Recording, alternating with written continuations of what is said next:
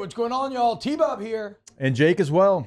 And you're about to watch a little OTB LSU. We're going to give you all the latest, greatest between LSU football, baseball, women's basketball, softball, and everything in between.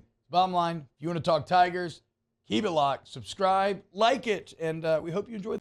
So I was thinking about LSU football coming out of spring yesterday. And maybe what some of the biggest developments were. And, you know, it's been a quiet front as far as LSU football is concerned.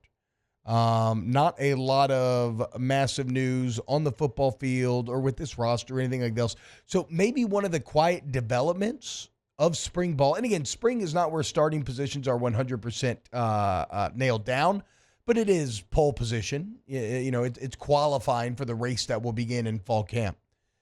But maybe one of the most pleasant developments have been two of your former highly heralded recruits stepping in to those left tackle and right tackle spots and putting their best foot forward when it comes to being the presumed starter. Now, look, we knew about Tyree Adams at left tackle. He did a very good job during the bowl prep, bowl game. So you have a little bit more evidence there, and he continued that into spring. He had a very good spring out there at left tackle. But it's Weston Davis's emergence at right tackle that I want to highlight here as well. Was Tyree Adams, he was a 5-star. I know Weston Davis was a 5-star. I think Tyree Adams maybe had... He was like a 5.4. Yeah, like a 4.5, right? 5 in one, 4 in another. But again, two what you could call 5-star recruits that now appear to be ready to play. And the knock-on effect there is pretty massive for this LSU team in that if those guys can hold it down, and look, you're going to not be a good attacker. How can you not be? I mean, Will Campbell's about to be the first LSU O-lineman drafted in the first round since Alan Faneca. Okay? This has been a long time.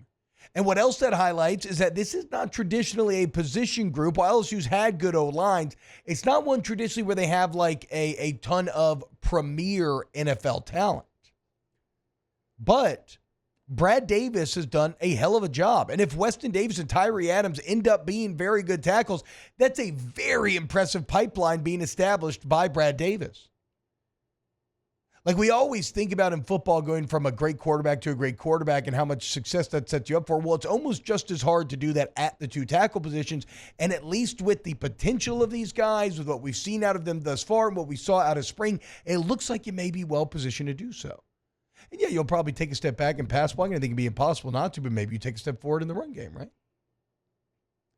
So it's great to see those two young guys asserting themselves on time, on schedule, as highly recruited guys, and saying, okay, it's now our time to step into that role, and we are ready with Tyree Adams and Weston Davis. But what it also allows is for real deep competition to breed on the interior.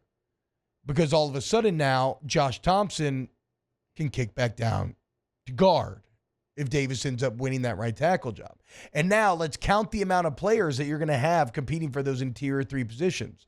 You got Braylon Moore, DJ Chester, who can play center or guard. You have Paul Mabinga. You'll have Josh Thompson. Bordelon's in the mix. Who am I missing? That's 5. Cohen Eccles has got a lot of run. Yes, Cohen Eccles has got to run. Solomon Thomas, 5-star freshman. So right there, if you include Thomas, it is 7 guys for 3 positions. And in DJ Chester, Braylon Moore, and Josh Thompson, those are guys that have started full seasons on the D1 level. You throw Paul Mabinga in there, he started half a season, and while he struggled at the beginning, he continued to get better and better. That's 4 very experienced guys for 3 positions. So the emergence of Weston Davis and Tyree Adams holding down those spots on the edges gives you the potential to have a very good offensive line once again, even if it is somewhat inexperienced on those edges.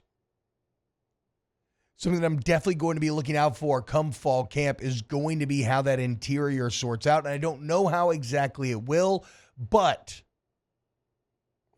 That's a lot of talent thrown at the wall at those three positions. And so whoever does win the job, I think you can count on being very good. And like I said, sure, you may take a step back pass blocking, but you may take a step forward in the run department. And you want to talk about alleviating pressure on Garrett Nussmeier. Part of the problem with Garrett Nussmeier last year was he felt as if he had to do everything. Think back to how you felt on 3rd and 1 last season. You had to engage in gimmicks, jet sweep motions where you're dumping out. You had no confidence that you could line up and run it. And what it led to was Garrett having to play perfect, having to feel like he did everything. What if you could give him a solid run game that could average 5 yards a carry? A solid run game that could make those 3rd and short so much easier. A solid run game that could set you up on 2nd and manageable and keep you on schedule. A solid run game that could set up play action. The knock-on effect there is huge. So again, shout out to Weston Davis. Shout out to Tyree Adams. Their emergence this spring, one of the keys for this LSU football team. Wow, Jake, what incredible takes. I mean, those guys, they're just the best. I think so. And if you think so, again, hit the like button, subscribe, ring the bell so you get notifications when we post every single day here on OTB LSU.